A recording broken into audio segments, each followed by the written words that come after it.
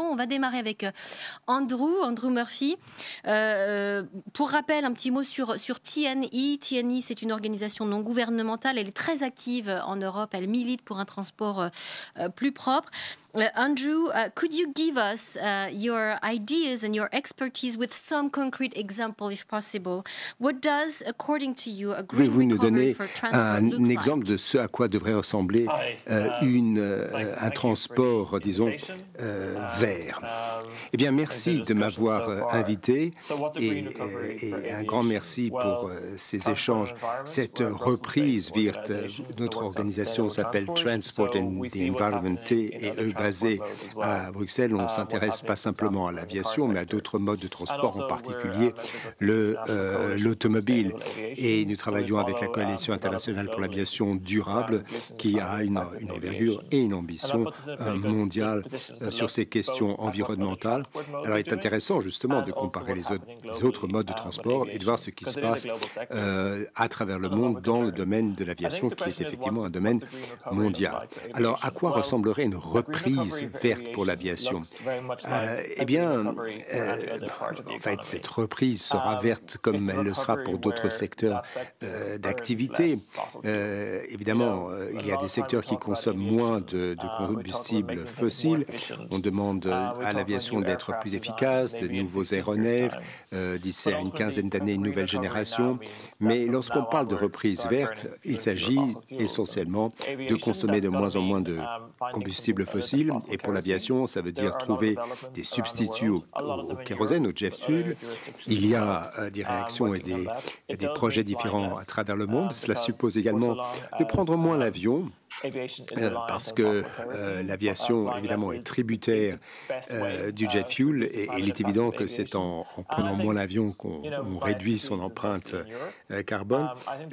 Nous sommes basés en Europe et c'est vrai qu'en Europe, il y a de la marge pour réduire, si vous voulez, disons, une consommation pléthorique sans compromettre l'avenir du secteur. Cela passera par le développement de nouvelles technologies également. Et effectivement, des interrogations sur le pourquoi, sur la pertinence, la nécessité de voyager par avion. Merci, et j'aurais une deuxième question pour vous, Andrew. La nouvelle mobilité devrait-elle avoir de nouvelles ambitions? Mais chaque mode de mobilité doit tracer sa propre voie. Chaque mode de transport a ses propres enjeux, ses propres problèmes. Dans l'aviation, il faut voir ce que sont les meilleures options. Ce qui est sympathique par rapport au transport aérien, c'est qu'il y a quand même une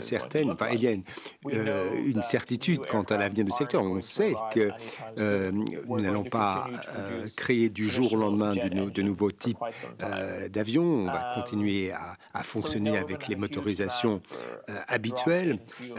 Alors, on a parlé de ces carburants drop-in qui pourraient se mêler au kérosène, mais la voie de la décarbonisation, on la voit, puisque le carburant ressemblera au kérosène, mais ne sera pas aussi polluant.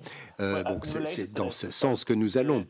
Mais la technologie elle-même, il faudra effectivement la définir, mais le rôle de la réglementation des États ne doit pas être négligé. Et s'il est un enseignement à tirer du secteur de l'enseignement, de l'aviation ici en Europe en tout cas, c'est que on sait que c'est un secteur international par essence et de ce fait, les règles climatiques, si elles existent, doivent l'être au niveau international, au niveau de l'OACI. On a vu ce qui s'est passé en Europe avec la crise sanitaire. Ces compagnies aériennes qui sont internationales cherchaient des solutions internationales, ont cherché des appuis nationaux.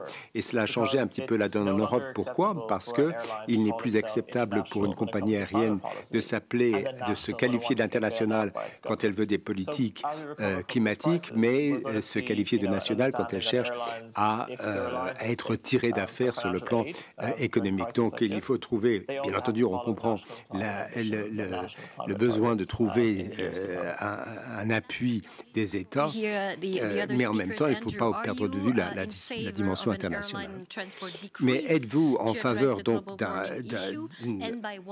rétrécissement de l'activité et comment?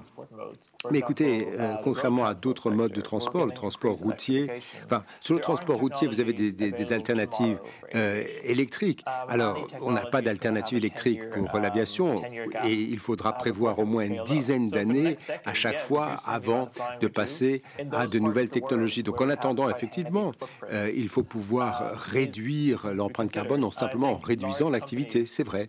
Les grandes compagnies aériennes qui sont responsables des transports pour les voyages d'affaires doivent pouvoir donner l'exemple.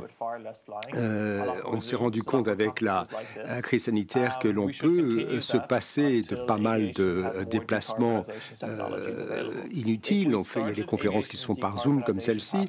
Et cette voie de la décarbonisation, si on l'avait commencé il y a 10 ou 20 ans, on n'en serait pas là aujourd'hui. Mais parce que nous avons commencé un peu tard, même beaucoup trop tard, la décarbonation du secteur aérien, on est bien obligé de passer par ces réductions massives.